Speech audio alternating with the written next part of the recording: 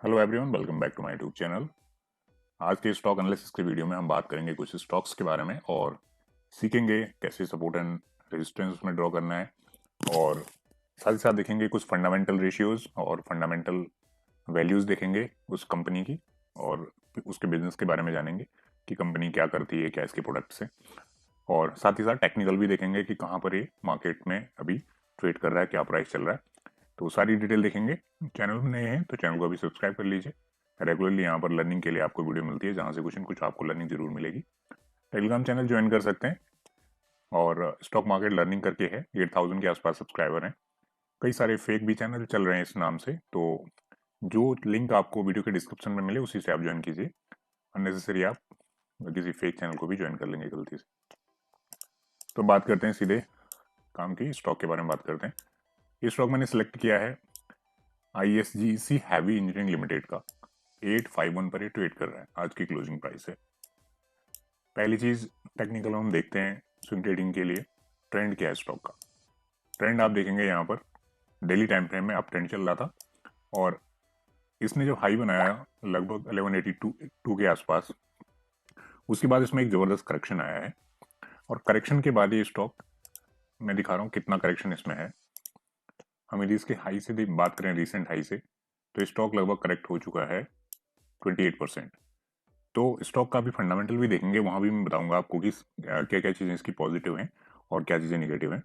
तो जो भी मैंने यहाँ पे स्टॉक सेलेक्ट किए हैं उनके फंडामेंटल एक बार जरूर देखें, और उसके बाद ही मैंने यहाँ पे ऐड किया है, सो दैट कोई खराब स्टॉक यहाँ पे हम जो डिस्कस कर रहे हैं वो ना आ जाए। तो यहाँ पर देखिए 28% करेक्शन में स्टॉक, और इसका सपोर्ट एंड रेजिस्टेंस हम मार्क करने की कोशिश करते हैं।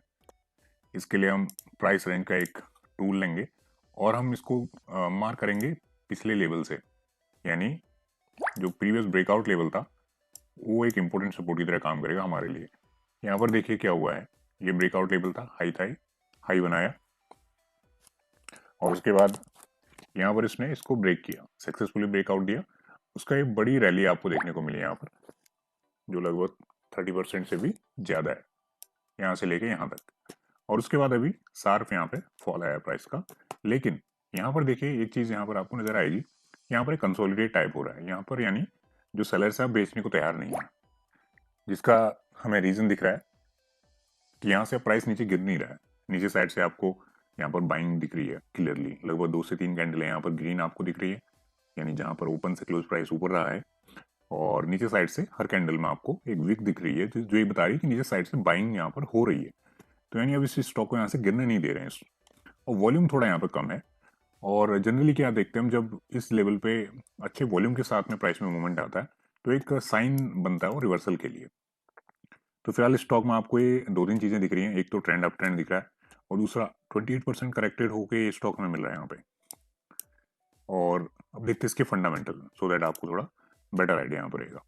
तो कंपनी का जो मार्केट कैप है 6274 करोड़ का है। इसका जो हाई था 1178 का है, 418 लो प्राइस है।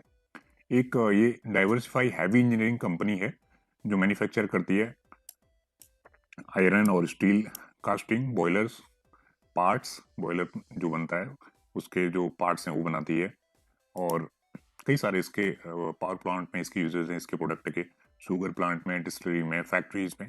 आप समझ रहे हैं ना, ये लगभग जो बॉयलर बनते हैं काफी प्रेशर वाले बॉयलर होते हैं, उनके पार्ट्स बनाती है मेनली। और ज़्यादा डिटेल आप देख सकते हैं, यहाँ पे चेक कर सकते हैं। मेनली हमें पता करना है कंपनी करती क्या है। तो इसके बाकी जो रेवेन्यू शेयरिंग है इस तरीके से, मशीनरी एंड इक्विपमेंट से 32%, शुगर 12%, इथेनॉल भी बनाती है 4% के आसपास। इंडिया में 83% इसका बिजनेस है, और एक्सपोर्ट से 17% रेवेन्यू है। तो इस तरह का इसका काम है। अब बाकी रेशियोज देखते हैं। पी रेशियो की बात करें तो 24% का पी रेशियो है इसका। और पी रेशियो हम देखते हैं तो उसको इंडस्ट्री के साथ में हम कंपेयर करते हैं, जबकि इंडस्ट्री का 39% है। तो पी रेशियो इंडस्ट्री से कम है और पॉजिटिव में है, जो एक अच्छा साइन है इसके लिए कि बहुत ज़्यादा इसका पी रेशियो नहीं है, एटलीस्ट इंडस्ट्री से तो कम ही है इसका। बहुत ज़्यादा पी रेशियो भी ठीक नहीं है। कई सारे हम उसमें एंगल देखते हैं कि कई बार क्या होता है, कंपनी काफ़ी तेज़ी से ग्रो करती है, उसकी वजह से भी उसका पी रेशियो काफ़ी ज़्यादा होता है। तो ये 20 के आसपास जो पी रेशियो है, इतना ज़्यादा भी नहीं है और कम भी नहीं है। डिविडेंड 0.35% इसका है, और आप इसके ROC में देखेंगे 10%, ROE 8% है। एक साल में जो इसने रिटर्न बना के दिया है इन्वेस्टर्स को 92.7% का दिया है। और प्रोमोटर की होल्डिंग ठीक ठाक है, इसमें 62% है। फ्री कैश फ्लो एक अच्छी बात है कि 51 करोड़ रुपीज के पास अपना कैश है।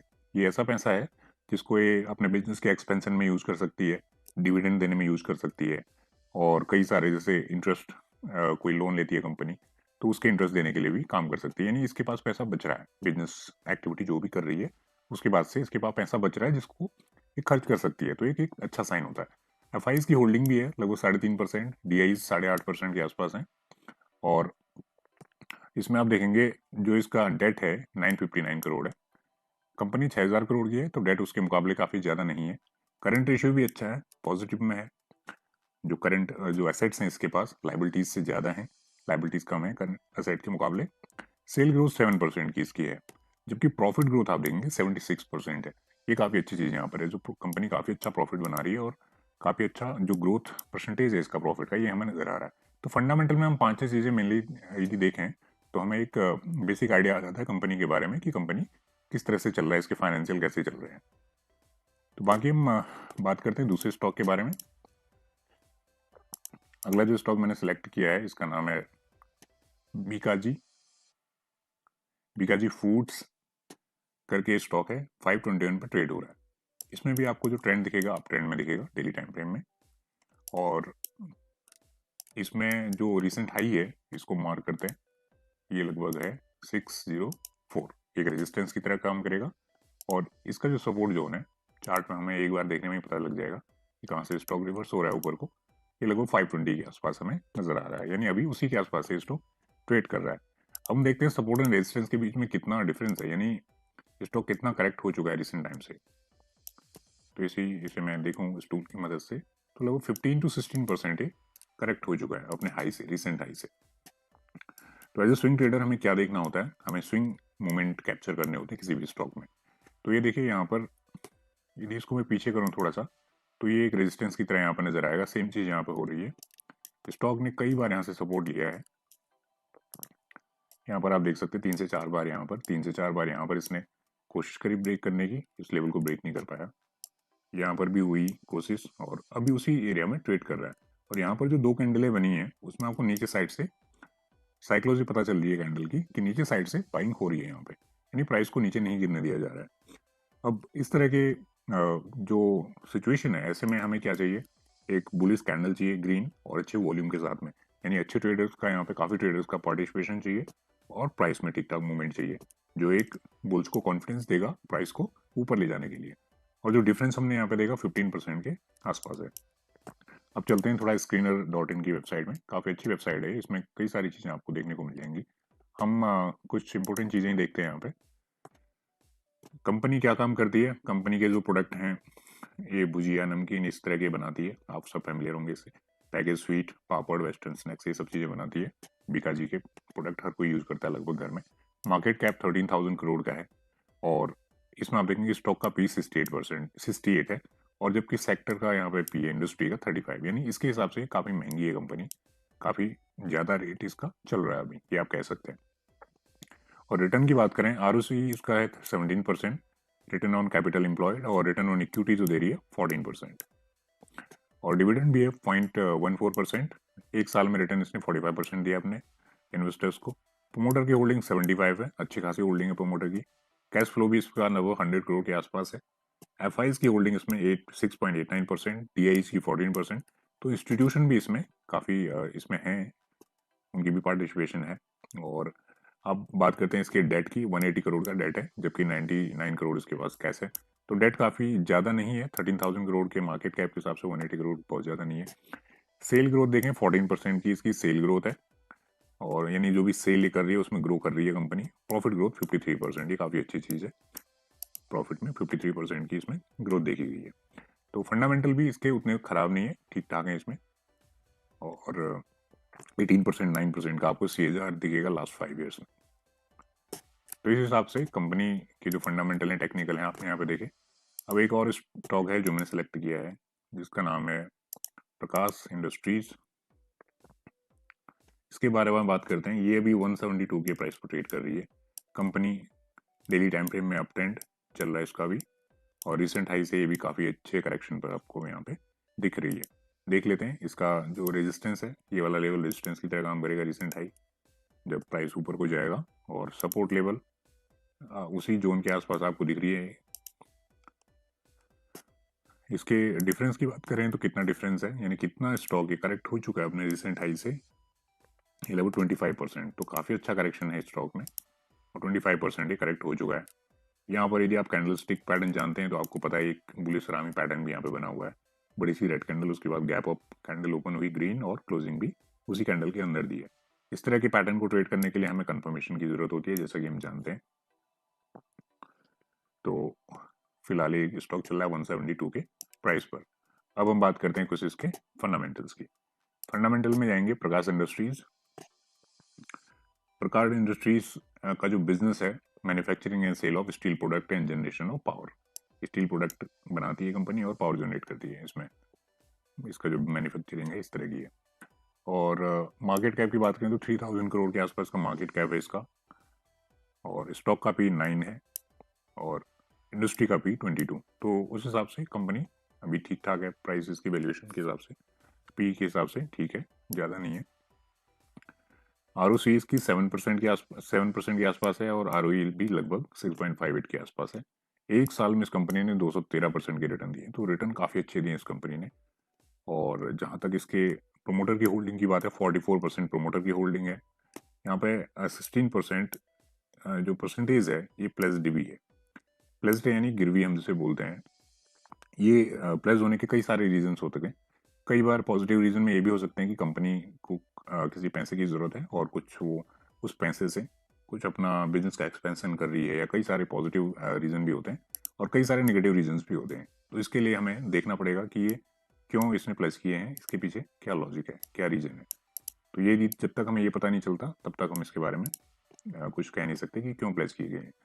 प्रोमोटर की होल्डिंग 44% है, और कैश फ्लो 128 करोड़ है। इस कंपनी के पास पैसा है अपना, फ्री कैश फ्लो है, उसके बावजूद भी इसने प्लेज किया है। FIs की होल्डिंग की बात करें तो 5% है, 5.90%। DIs थोड़ा कम है इसमें, ना के बराबर है। और सेल ग्रोथ की बात करें तो 5% के आसपास, और प्रॉफिट ग्रोथ 71% है। तो ये आपको जो प्रॉफिट ग्रोथ दिख रही है काफ़ी अच्छी यहाँ पर दिख रही है, और जबकि सेल की ग्रोथ ज़्यादा नहीं है, 5% के आसपास ही है। बट इसको ये जो प्रॉफिट मार्जिन इस कंपनी में ठीक ठाक नजर आ रहा है, जो 5% सेल ग्रोथ के बावजूद भी जो प्रॉफिट का ग्रोथ 71% दिखा रही है। करंट रेशियो देखिए यहाँ पे थोड़ा सा ये क्वेश्चन वाला है, 0.9 है, यानी 1 से नीचे है। तो इसका मतलब ये होता है कि करंट रेशियो का मतलब होता है current assets divided by current liabilities. तो एक साल के अंदर की जो इसकी एसेट और लाइबिलिटीज हैं, इसके हिसाब से थोड़ा सा 1 से कम है, 1 से ऊपर ही होना चाहिए, ये पॉजिटिव माना जाता है। तो यहाँ पे दो चीज़ें आपको थोड़ा चेक करनी पड़ेंगी कि जो प्लस परसेंटेज है ये, और करंट रेशियो, ये थोड़ा सा यहाँ पर उतना अच्छा नहीं है, ऐसा लग रहा है। कंपनी ने अपना डेट रिड्यूस किया है, और बुक वैल्यू के 0.99% पे टाइम्स पे ट्रेड कर रहा है। तो बाकी इसमें ठीक है कंपनी में, आप देखो इसके पास कैश फ्लो भी है, और प्रॉफिट ग्रोथ अच्छा है, दो काफ़ी इंपॉर्टेंट चीज़ें हैं, ये काफ़ी अच्छी हैं। रिटर्न भी इसने एक साल में काफ़ी अच्छे दिए हैं, प्रोमोटर की होल्डिंग भी ठीक है इसमें। तो इस तरीके से हम देख सकते हैं किसी भी स्टॉक में, जब भी हम स्टॉक में कोई भी पोजीशन बनाते हैं या सोचते हैं किसी में इन्वेस्ट करने के लिए, तो हमें टेक्निकल के साथ साथ थोड़ा सा उसका फंडामेंटल भी देखना ज़रूरी है। और यदि आपका लॉन्ग टर्म का व्यू होता है तो फंडामेंटल जरूर देखने चाहिए। शॉर्ट टर्म जैसे हम स्विंग ट्रेडिंग के लिए देखते हैं, तो स्विंग ट्रेडिंग में थोड़ा बहुत भी आप फंडामेंटल देख लेंगे, कुछ की एरियाज देख लेंगे। मेनली इसलिए देखते हैं हम कि कोई बड़ा वहाँ पर रेड फ्लैग नहीं हो कंपनी में, इसलिए हम थोड़ा फंडामेंटल देख लेते हैं। अदरवाइज जैसे पी रेशियो है और इस तरह के कुछ हैं, उनसे कुछ खास फर्क नहीं पड़ता शॉर्ट टर्म में, यानी कुछ हफ्ते से लेके एक आध महीने में।